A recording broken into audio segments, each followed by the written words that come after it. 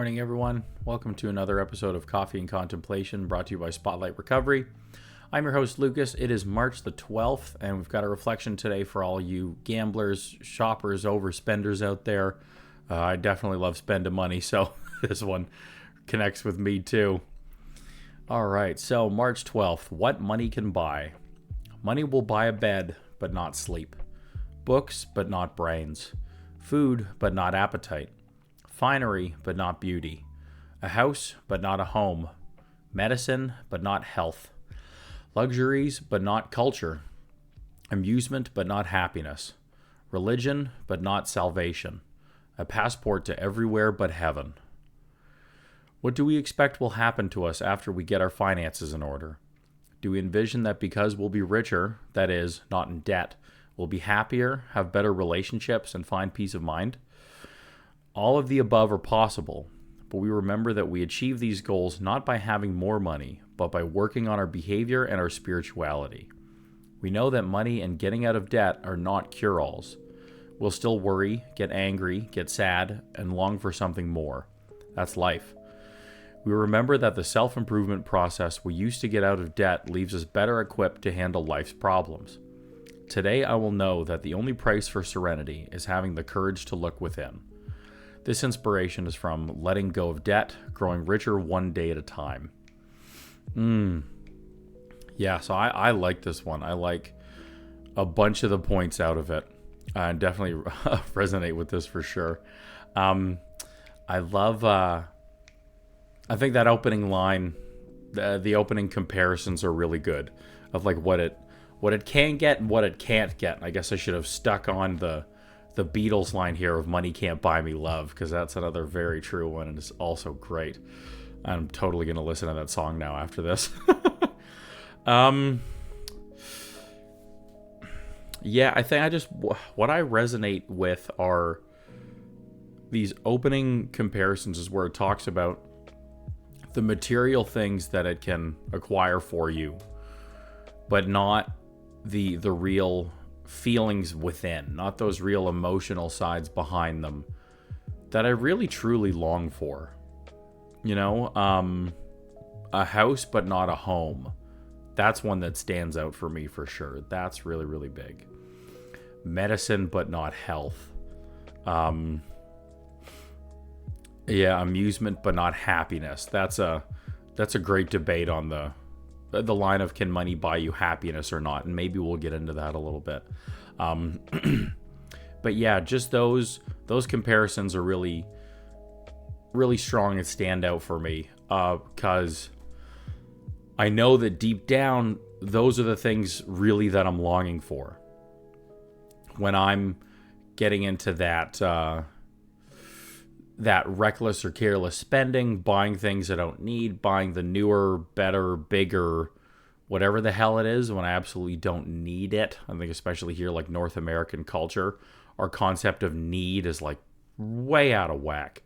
So there's definitely a societal aspect to that too, of need versus want, and then of want versus what are the true desires that I'm really trying to fill here? What are the things that my soul really needs? You know, what is my inner child really screaming for?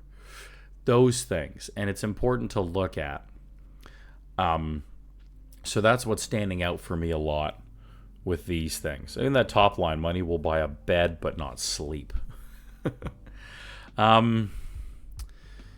Yeah, what else can I say with this? Just I'm a little lost just in those comparisons of the two, just because of how hard they're hitting me, I guess.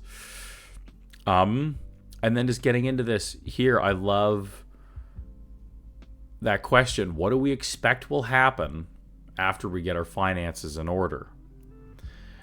The line about halfway down in the second paragraph, we'll still worry, get angry, get sad, and long for something more. It's so true. Pardon me, from my experience, that's absolutely so true. And I remember having that experience at some point, paying off a small amount of debt, like some credit card debt or something, and then realizing that, I think it literally happened like at some point that day or that afternoon that something else had triggered me or made me mad. And I had just as strong of an anger reaction as not when I had that debt there versus when I didn't. Like finances, and again, especially like, societally and culturally here, getting rich, having all of this money, having all of these things is like really almost worshipped in our society. Like it's really just looked at as such this positive, great thing, which is absolutely debatable. And so I'd realized in that moment that even though having less debt, I still had that same emotional reaction. And for me, a really important piece of recovery, and where it talks about serenity in this reading, is just having that genuine peace of mind, right? And it asks that there at the end of the first paragraph: will we find peace of mind from having all of this? So from my limited experience on that, I didn't. Now, I think there's a really big difference between having your financial needs met and then living to excess. So back we were talking about before, having what I need versus having what I want. And there's actually a really big difference. When I'm in addict brain, when I'm in self-centered fear, when I'm in want, I get those overlapped a lot and get them really mixed up and get them really confused. So when I'm in that space, then that's something for me to look at on my spiritual condition. What's my emotional state? Especially what am I stressing out over here? What am I trying to avoid?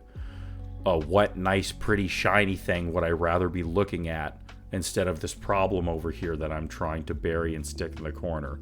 Or like sweep under the rug, the nice new rug that I bought. It's crap like that, right?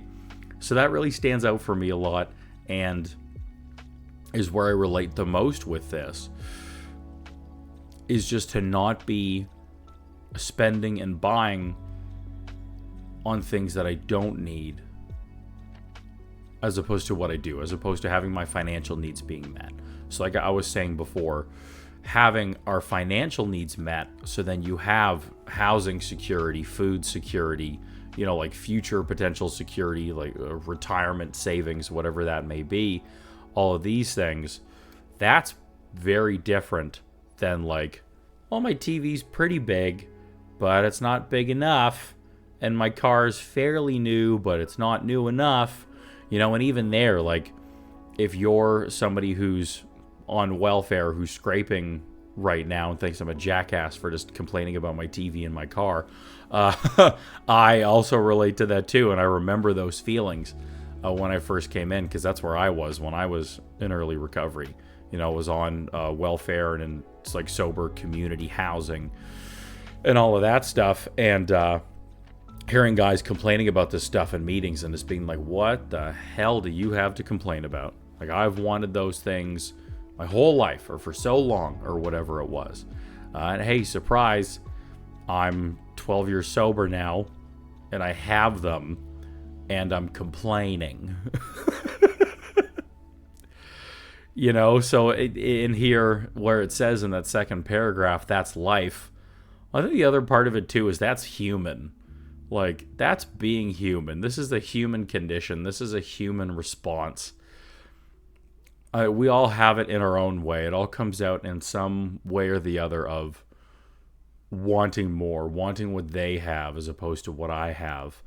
And just typically because of addiction, how that disease works, our disease will always take that another step further. We'll always crank that up to 11. Yeah, so I don't know how that thought just dropped off, but it totally did.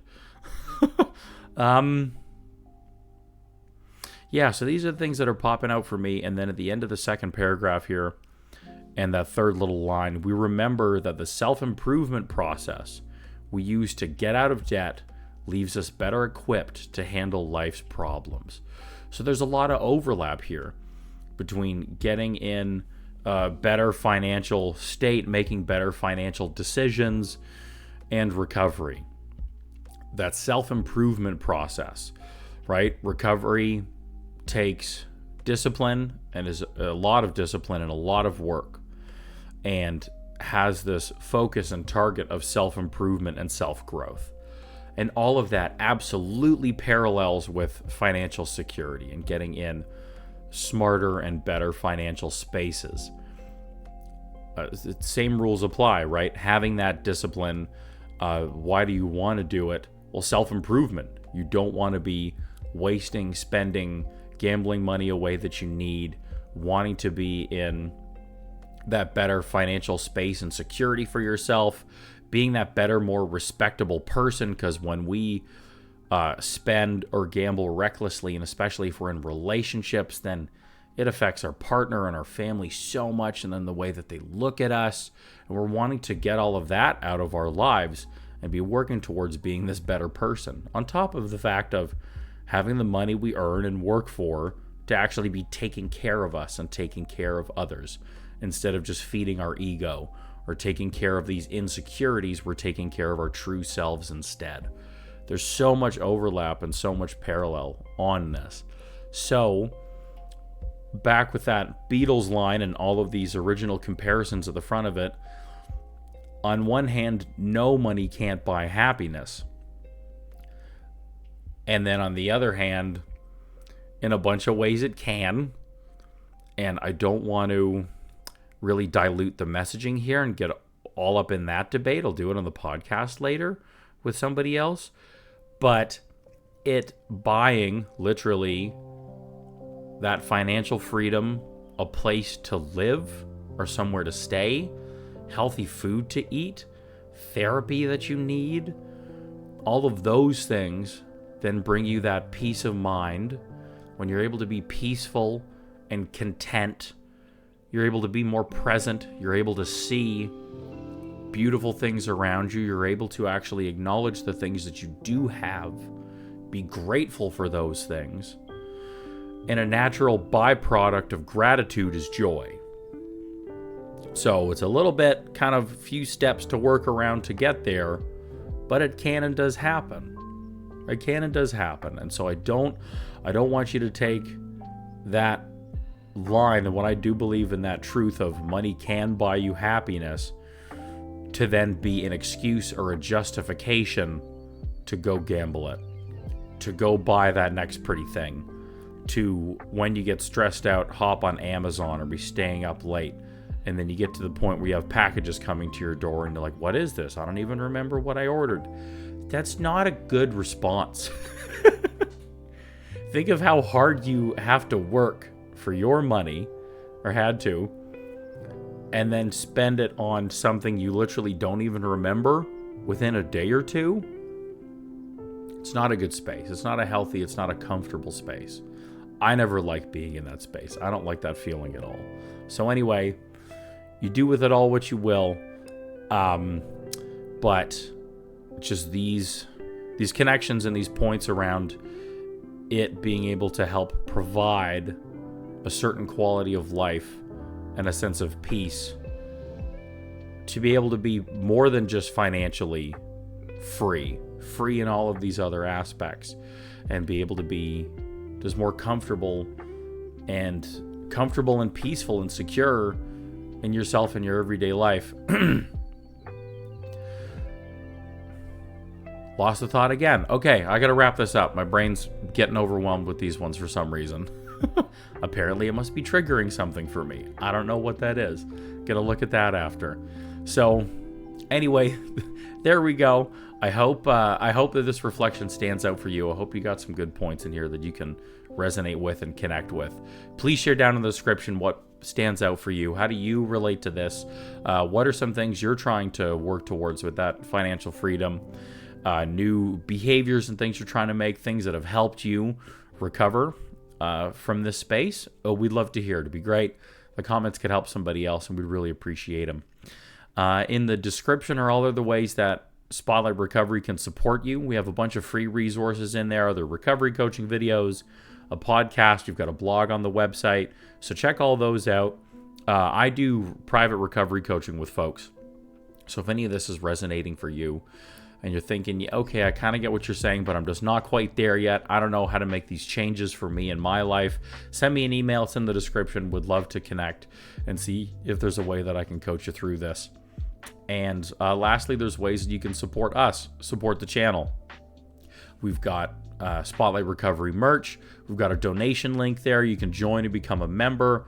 All those things really help support us so we can keep growing this channel and help more people, and that's the whole point. Okay, so thanks for stopping by.